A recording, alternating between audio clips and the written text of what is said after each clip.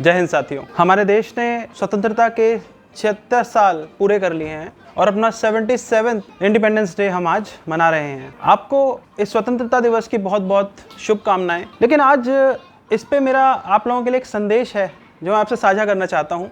और मेरा जो ये संदेश है वो मेरे सभी ना सिर्फ युवा साथी जो सिविल सर्विसेज की तैयारी कर रहे हैं, उसके अलावा भी जितने भी मेरे युवा साथी हैं और जो उस स्टेज को पार कर चुके हैं, उनके लिए भी ये मैसेज है। साथियों, मैं आपसे ये पूछना चाहता हूँ कि जो हमारे को ये स्वतंत्रता मिली है, ये मिली किस कारण से है? स्वतंत्रता सेनानी जो फ्रीडम फाइटर्स थे हमारे, उनके एफर्ट्स के कारण। तो जो फ्रीडम फाइटर्स के एफर्ट्स के कारण हमें ये स्वतंत्रता मिली है, इससे क्या लेसन्स हमें मिलते हैं, इसके बारे में मैं आपसे बात करना चाहता हूँ। तो सबसे पहले तो स्वतंत्रता संग्राम के बारे में हम थोड़ी सी बात कर लेते हैं कि जो हमारा एक स्ट्रगल फॉर फ्रीडम चला था, ये लगभग 1857 से शुरू हुआ था, जब हमने नाम सुना है मंगल पांडे जिनने शुरुआत करी इस मुहिम की कि भारत को स्वतंत्रता मिले। और उसके बाद ऐसे सैकड़ों स्वतंत्रता सेनानी थे जिन्होंने अपने प्राण न्यौछावर कर दिए इस स्वतंत्रता को पाने के लिए। रानी लक्ष्मीबाई के महान बलिदान को हम भूल कैसे सकते हैं? जब उन्होंने शहादत प्राप्त करी तो उनको युद्ध के मैदान में जिसने शहीद किया था, उस ह्यूग रोज ने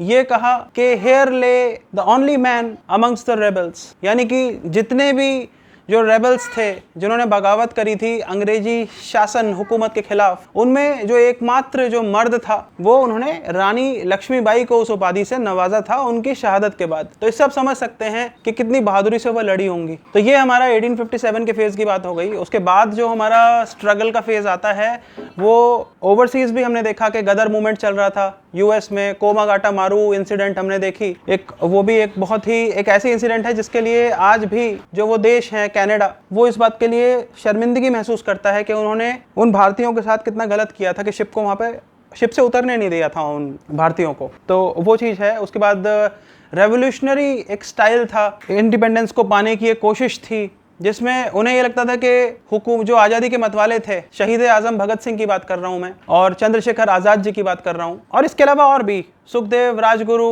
और अनगिनत ऐसे नायक थे हमारी आज़ादी के जिन्हें पता था कि वो इस युद्ध को लड़ तो रहे हैं, लेकिन उसमें 99% संभावना यही है कि उन्हें अपने प्राणों से हाथ धोना पड़ेगा और अंततोगत्वा जो आज़ादी मिलेगी, उस आज़ादी का उगता हुआ सूरज देखने के लिए वो खुद जीवित नहीं बचेंगे, उनको शहादत को प्राप्त करना ही होगा इस आज़ादी को पाने के लिए। तो ये बात हो गई रेवोल्यूशनरी मीन्स को अपनाने वाले हमारे नायक थे क्रांति के, उनकी। उसके बाद 1885 में हमने देखा कि एक former civil servant A O. Hume की मदद से इंडियन नेशनल कांग्रेस की स्थापना हुई और उसके थ्रू एक आंदोलन शुरू हुआ। वो एक माध्यम बनाया जिसके कारण इस मुहिम को हवा मिली कि भारत को स्वतंत्रता मिले। यहाँ पे हमने नरम दल और गरम दल को देखा, एक्सट्रीमिस्ट्स और मॉडरेट्स की मैं बात कर रहा हूँ। तो एक्सट्रीमिस्ट्स में लाल बाल पाल थे, तिलक जिन्होंने कहा कि स्वराज मेरा जन्मसिद्ध अधिकार है। तो वो सिर्फ तिलक का ही जन्मसिद्ध अधिकार नहीं था, वो तिलक के साथ साथ प्रत्येक भारतीय का जन्मसिद्ध अधिकार था स्वराज। और तिलक ने उसमें एक महत्वपूर्ण भूमिका अदा करी अपने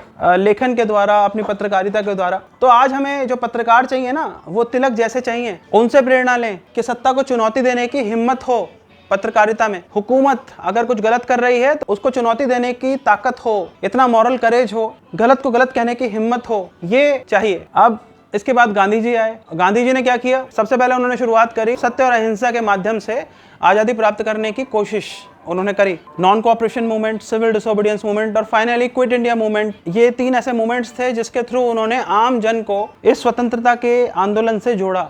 उन्होंने स्वतंत्रता के स्ट्रगल को, इस आंदोलन को मास मूवमेंट का रूप प्रदान करने में महत्वपूर्ण भूमिका अदा करी। नेताजी सुभाष चंद्र बोस, आज़ादी हमें मिलने ही वाली थी, उसी दौरान हमने देखा कि नेताजी सुभाष चंद्र बोस हैं, वो एक हवाई दुर्घटना में, हादसे में वो शहीद हो गए, ऐसा कहा जाता है। वास्तविकता क्या है? बहुत सारी थ्योरीज, कॉन्स्पिरेसी थ्योरीज और र्यूमर्स भी हमें सुनने को मिली कि वो वेश बदल के और ऐसे रह रहे हैं गुप्त तरीके से, लेकिन खैर उसके बारे में कुछ कहा नहीं जा सकता, जितने मुंह उतनी बातें। लेकिन वो आज़ादी चाहते थे देश के लिए और उन्होंने उसके लिए अपना बलिदान दिया। ये सारी कहानी हो गई हमारे फ्रीडम स्ट्रगल की, जो कि 1857 से शुरू हुआ और फाइनली 1947 में हमें स्वतंत्रता मिली। तो साथियों, अब बात हो रही है कि ये जो स्वतंत्रता हमें मिली है, इससे क्या सीख हमें मिलती है? हम उस सीख की बात आज हमें करनी चाहिए, क्योंकि स्वतंत्रता हमें मिली है ना। देखिए, आप जो लोग देख रहे हैं इस वीडियो को, तो मैं समझ सकता हूँ कि 76 ईयर्स हो चुके हैं हमारी आज़ादी को।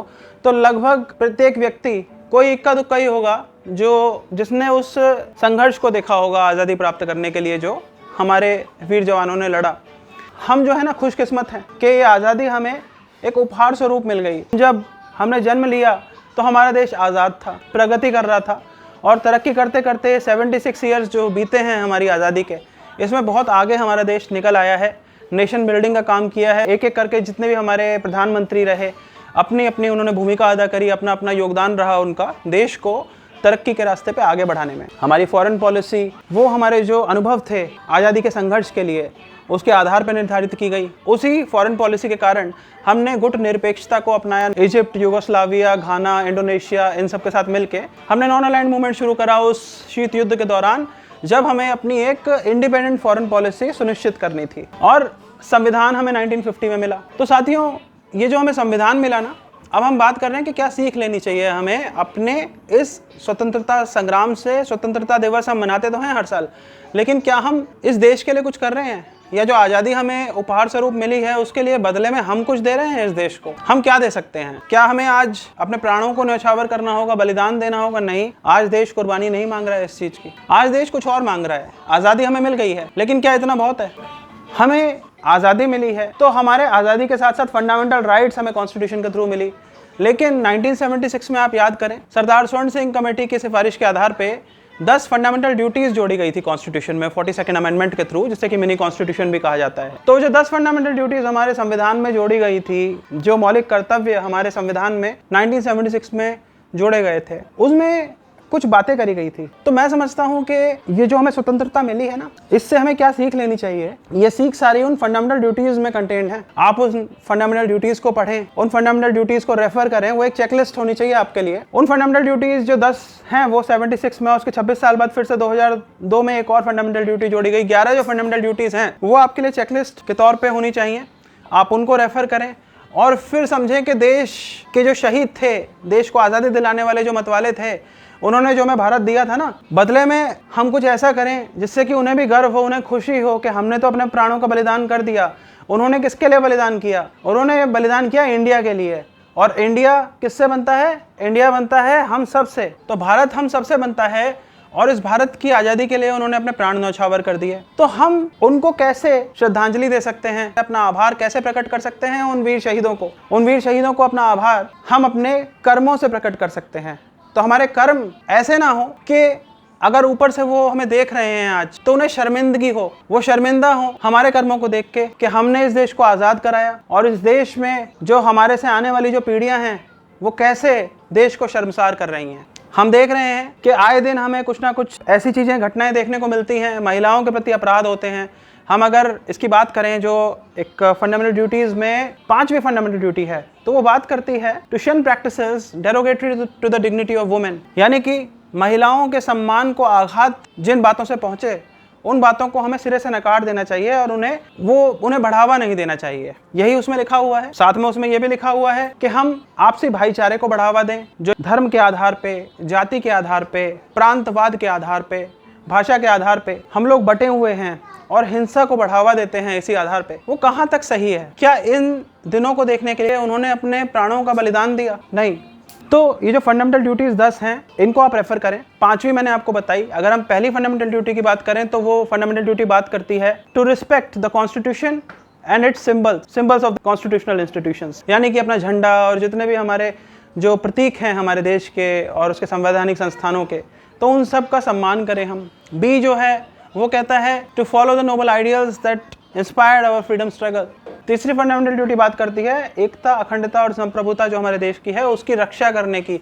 जितना भी संभव हो हमसे, एक साधारण व्यक्ति होने के नाते भी हम इसके लिए बहुत कुछ कर सकते हैं। तो हम विचार करें कि हम कैसे सॉवरेंटी, यूनिटी और इंटेग्रिटी है जो हमारे देश की, उसको प्रमोट कर सकते हैं, कैसे उसे अपहोल्ड हम करें। और डी जो है, यानी कि चौथी फंडामेंटल ड्यूटी, वो बात करती है to defend the country when called upon to do so. हम फौजी नहीं हैं, लेकिन जब भी, जैसे टेरिटोरियल आर्मी का कंसेप्ट है, वो भी इसी लाइन पे है। जितना हो सके हम अपने देश की रक्षा करने के लिए जो भी हम योगदान कर सकते हैं तो हम उस पर विचार करें। 5वीं की मैंने बात कर ली है। और छठी जो फंडामेंटल ड्यूटी है वो अपने कल्चर की बात करती है, जो हमारा रिच हेरिटेज और कल्चर है उसको हम चेरिश करें। 7वीं फंडामेंटल ड्यूटी है हमारी, वो कहती है कि हम एक साइंटिफिक टेम्पर रखें, मतलब एक लॉजिक के साथ हम चलें। हमारे जीवन के जितने भी हम कार्य करते हैं, जो भी गतिविधियाँ होती हैं, वो उसके पीछे एक तर्क होना चाहिए, कोई लॉजिक होना चाहिए। मैं भक्ति की बात नहीं कर रहा, अगर हम भगवान की भक्ति करते हैं उसमें कोई लॉजिक नहीं होता और वो हमारा निजी मामला है।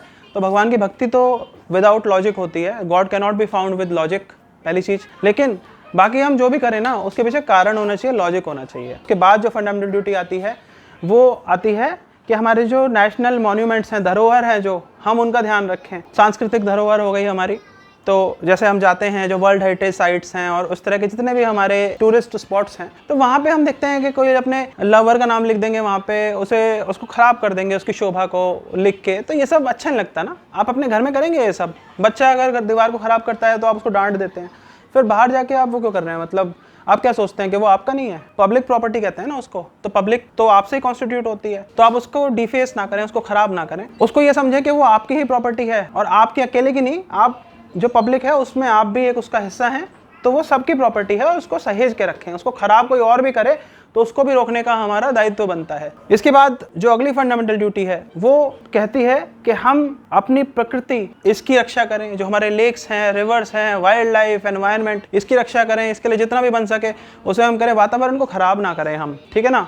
तो पौधारोपण करें। अभी अच्छा मौसम चल रहा है, अभी जैसे सावन अब जस्ट ख़त्म होने वाला ही है, 1 महीना और बचा है, तो इसमें अगर आपसे बन सके तो आप यथासंभव आप पौधा लगाएं। इससे आपको खुद भी पॉजिटिविटी आएगी और वातावरण, जो पर्यावरण है, उसको भी बढ़ावा मिलेगा, वो भी बेहतर होगी, ऑक्सीजन मिलेगी लोगों को। ऑक्सीजन का महत्व तो आप लोगों ने सब देख ही लिया होगा कोविड के दौरान। तो ये फंडामेंटल ड्यूटी हो गई। उसके बाद जो फाइनल 10वीं फंडामेंटल ड्यूटी है, वो 10वीं फंडामेंटल ड्यूटी बात करती है to strive for excellence in all your endeavours. मतलब आप जो भी काम करें ना उसमें आप उत्कृष्टता प्राप्त करने की कोशिश करें। तो ये 10 फंडामेंटल ड्यूटीज मैंने आपको बताई। आप इन 10 फंडामेंटल ड्यूटीज पे विचार करें। ये सोच विचार के ही इन ड्यूटीज को ऐड किया गया है। फंडामेंटल ड्यूटीज जब ऐड हो रही थी तो सरदार स्वर्ण सिंह ने कहा था कि इन्हें जस्टिसेबल बनाएं, इन्हें हम मैंडेटरी करें कि अगर कोई फॉलो ना करे तो उसे पनिशमेंट मिले। और इसमें उन्होंने टैक्स अदा करने को भी एक फंडामेंटल ड्यूटी के तौर पे सिफारिश दी थी कि भाई इसको भी बनाया जाए फंडामेंटल ड्यूटी। लेकिन तत्कालीन प्रधानमंत्री हमारी इंदिरा गांधी जी, उन्होंने ना तो इसको मैंडेटरी बनाया, ये आपके ऊपर छोड़ दिया कि आप अपने विवेक अनुसार इन फंडामेंटल ड्यूटीज को ऑब्जर्व करें। तो हमारे ऊपर जैसे थोपा नहीं गया, हमारी स्वतंत्रता का सम्मान रखा गया। तो हम ये जो हमें स्वतंत्रता मिली है ना, इसका गलत फायदा ना उठाएं। हम ये समझें कि जो देश है ना, हमारा देश डाइवर्सिटी का प्रतीक है। हमारे देश में विभिन्न प्रकार के लोग रहते हैं, अलग अलग धर्म को जो फॉलो करते हैं, अलग अलग उनके मत हैं। हम डेमोक्रेसी में रहते हैं, तो हमें अधिकार दे रखा है कि हम अपनी बात को खुल के रख सकें। तो जब इतनी सारी चीजें हमें मिली हुई हैं, तो हमें संविधान का सम्मान करते हुए प्रत्येक व्यक्ति की बात का भी मान रखना चाहिए। रीजनेबल रिस्ट्रिक्शंस होती हैं, पब्लिक ऑर्डर खराब नहीं होना चाहिए किसी की वाणी से, किसी के फ्रीडम ऑफ स्पीच से, वो चीज़ें भी हैं। लेकिन बस इतना ही समझना है कि जब हमारे आज़ादी के मतवालों ने अपने प्राणों को न्यौछावर कर दिया, अपने प्राणों का बलिदान दे दिया, किस लिए?